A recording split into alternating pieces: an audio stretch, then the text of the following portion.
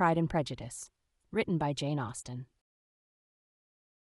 Chapter 22. The Bennets were engaged to dine with the Lucases, and again, during the chief of the day, was Miss Lucas so kind as to listen to Mr. Collins. Elizabeth took an opportunity of thanking her. "It keeps him in good humor," said she, "and I am more obliged to you than I can express." Charlotte assured her friend of her satisfaction in being useful, and that it amply repaid her for the little sacrifice of her time. This was very amiable, but Charlotte's kindness extended farther than Elizabeth had any conception of. Its object was nothing less than to secure her from any return of Mr. Collins's addresses by engaging them towards herself. Such was Miss Lucas's scheme, and appearances were so favorable that when they parted at night, she would have felt almost sure of success if he had not been to leave Hertfordshire so very soon. But here she did injustice to the fire and independence of his character, for it led him to escape out of Longbourn House the next morning with admirable slyness, and hasten to Lucas Lodge to throw himself at her feet.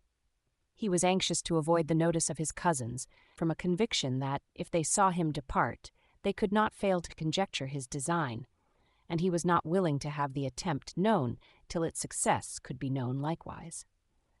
For, though feeling almost secure, and with reason, for Charlotte had been tolerably encouraging, he was comparatively diffident since the adventure of Wednesday. His reception, however, was of the most flattering kind. Miss Lucas perceived him from an upper window as he walked towards the house, and instantly set out to meet him accidentally in the lane. But little had she dared to hope that so much love and eloquence awaited her there. In as short a time as Mr. Collins's long speeches would allow, everything was settled between them to the satisfaction of both, and as they entered the house, he earnestly entreated her to name the day that was to make him the happiest of men, and though such a solicitation must be waived for the present, the lady felt no inclination to trifle with his happiness. The stupidity with which he was favored by nature must guard his courtship from any charm that could make a woman wish for its continuance, and Miss Lucas, who accepted him solely from the pure and disinterested desire of an establishment, cared not how soon that establishment were gained. Sir William and Lady Lucas were speedily applied to for their consent, and it was bestowed with a most joyful alacrity. Mr. Collins's present circumstances made it a most eligible match for their daughter, to whom they could give little fortune, and his prospects of future wealth were exceedingly fair. Lady Lucas began directly to calculate, with more interest than the matter had ever excited before, how many years longer Mr. Bennet was likely to live, and Sir William gave it as his decided opinion that whenever Mr. Collins should be in possession of the Longbourn estate, it would be highly expedient that both he and his wife should make their appearance at St. James's. The whole family, in short, were properly overjoyed on the occasion.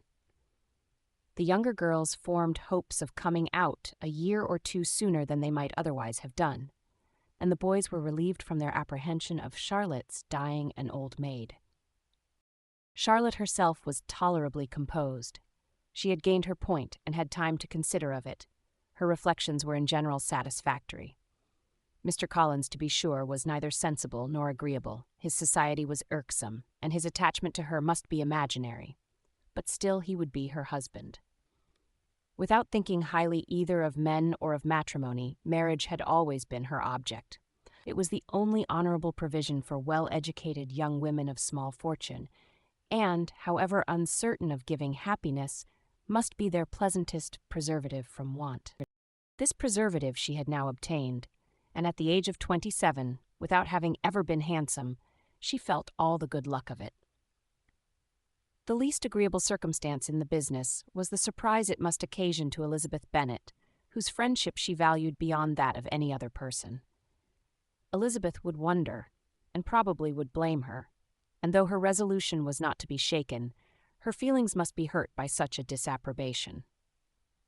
She resolved to give her the information herself, and therefore charged Mr. Collins, when he returned to Longbourn to dinner, to drop no hint of what had passed before any of the family. A promise of secrecy was of course very dutifully given, but it could not be kept without difficulty, for the curiosity excited by his long absence burst forth in such very direct questions on his return as required some ingenuity to evade, and he was at the same time exercising great self-denial, for he was longing to publish his prosperous love.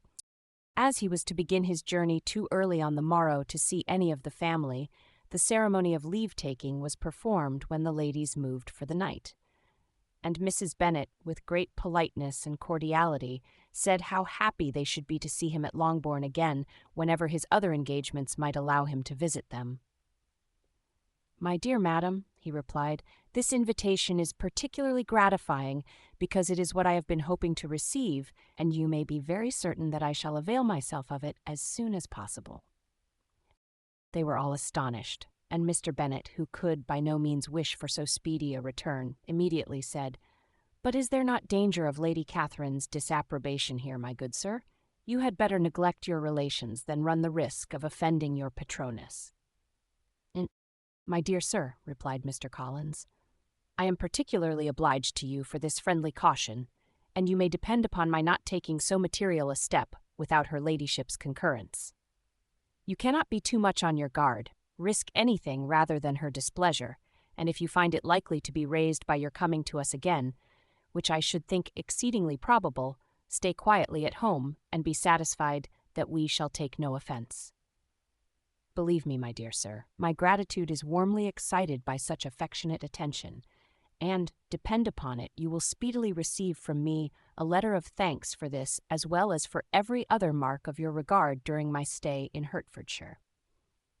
As for my fair cousins, though my absence may not be long enough to render it necessary, I shall now take the liberty of wishing them health and happiness, not excepting my cousin Elizabeth." With proper civilities, the ladies then withdrew, all of them equally surprised to find that he meditated a quick return. Mrs. Bennet wished to understand by it that he thought of paying his addresses to one of her younger girls, and Mary might have been prevailed on to accept him. She rated his abilities much higher than any of the others. There was a solidity in his reflections which often struck her, and though by no means so clever as herself, she thought that, if encouraged to read and improve himself by such an example as hers, he might become a very agreeable companion. But on the following morning, every hope of this kind was done away. Miss Lucas called soon after breakfast, and in a private conference with Elizabeth related the event of the day before. The possibility of Mr. Collins's fancying himself in love with her friend had once occurred to Elizabeth within the last day or two, but that Charlotte could encourage him seemed almost as far from possibility as that she could encourage him herself, and her astonishment was consequently so great as to overcome at first the bounds of decorum, and she could not help crying out, "Engaged to Mr. Collins, my dear Charlotte, impossible!" The steady countenance which Miss Lucas had commanded in telling her story gave way to a momentary confusion here on receiving so direct a reproach, though, as it was no more than she expected, she soon regained her composure and calmly replied, "Why should you be surprised, my dear Eliza? Do you think it incredible that Mr. Collins should be able to procure any woman's good opinion because he was not so happy as to succeed with you?" But Elizabeth had now recollected herself, and, making a strong effort for it, was able to assure her with tolerable firmness that the prospect of their relationship was highly grateful to her, and that she wished her all imaginable happiness. "I see what you are feeling," replied Charlotte. "You must be surprised, very much surprised, so lately as Mr. Collins was wishing to marry you.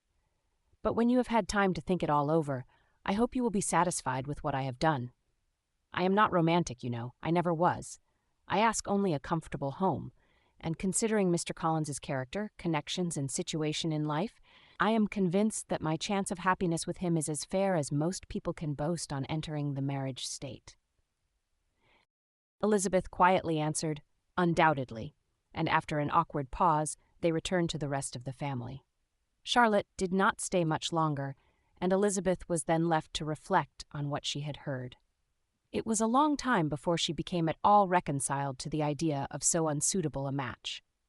The strangeness of Mr. Collins's making 2 offers of marriage within 3 days was nothing in comparison of his being now accepted. She had always felt that Charlotte's opinion of matrimony was not exactly like her own, but she could not have supposed it possible that when called into action, she would have sacrificed every better feeling to worldly advantage. Charlotte, the wife of Mr. Collins, was a most humiliating picture, and to the pang of a friend disgracing herself and sunk in her esteem was added the distressing conviction that it was impossible for that friend to be tolerably happy in the lot she had chosen.